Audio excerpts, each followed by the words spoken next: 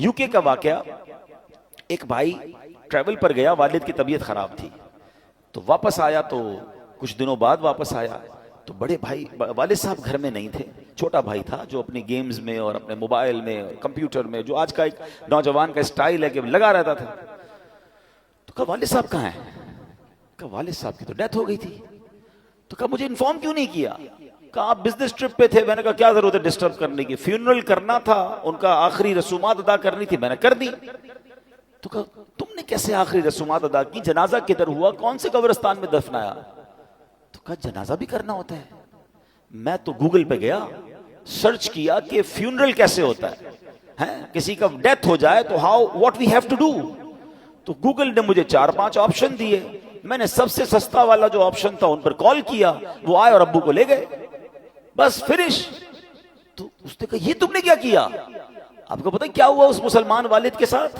جب سرچ کیا کہ کس فیونرل والے کو دیا ہے، تو جو سب سے سستا آپشن تھا کہ وہ میتوں کو آگ لگایا کرتے تھے. اس نے یہ نہیں، اس کو یہ پتا بھی نہیں تھا کہ جنازہ کچھ ہوتا ہے، اس کو یہ نہیں پتا تھا غسل میت ہوتا ہے، اس کو یہ نہیں پتا تھا کہ جناب قبرستان میں دفن کیا جاتا ہے. میں مسلمان گھرانے کی آپ کو واقعہ سنا رہا ہوں جو میں نے خود جا کر سنا ہے. اب مجھے بتاؤ اس بچے کا قصور تو تھا، مگر کیا والد کا قصور نہیں تھا؟ اس کا مطلب والد کسی جنازے میں بیٹے کو لے کر نہیں گیا ہوگا. اس والد نے موت اور قبرستان کے بارے میں، تدفین اور غسل کے بارے میں نہیں بتایا ہوگا. ہر چیز بچوں کو دلا دی مگر نہ سکھایا تو دین نہ سکھایا.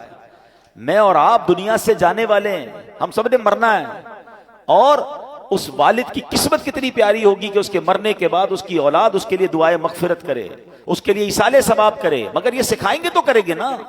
ہمارے بچے تو زندگی میں ہمارے سامنے نماز نہیں پڑھ رہے، ہمیں ٹینشن نہیں ہے.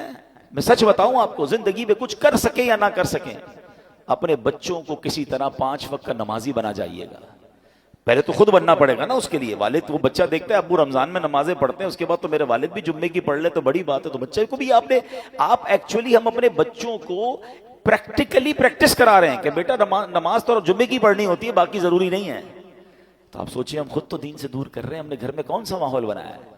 ورنہ یقین کریں خوش نصیب ہے وہ والد، اگر اس کی اولاد نمازی بن جائے نا، تو آپ کہیں نہ کہیں کہ بیٹا مرنے کے بعد دعا کرنا، وہ دن میں 5 بار با وضو ہو کر قبلہ رو بیٹھ کر اتحیات کے عالم میں کئی بار کیا کہے گا؟ ربنا اغفر لی ولوالدی وللمؤمنین یوم یقوم الحساب. ہائے ہائے، اور کیا چاہیے اس والد کو قبر میں کہ فجر ہو تو اس کا بیٹا، اس کی بیٹی، اس کے بچے دعا کر رہے ہیں اے اللہ میرے ماں باپ کو بخش دے، ظہر میں دعا کر رہے ہیں، عصر میں دعا کر رہے ہیں. مگر گھر میں نمازوں کا ماحول ہی نہیں ہے. عید کی نماز پڑھ لی تو پڑھ لی، اب تو جمعے کی نماز بھی لوگوں کی سنا ہے قضا ہونے لگ گئی ہے. nobody have tension. اپنے لیے بھی ٹینشن نہیں ہے، بچوں کے لیے بھی نہیں ہے. خدا را اپنے گھر کے ماحول پر توجہ دیجیے. یہ سرمایہ ہے، یہ اولاد، یہ فیملی، یہ گھر، یہ ہمارا پھل ہے. اگر گھر میں قرآن و حدیث اور نمازوں کا معاملہ ہوگا تو سبحان اللہ.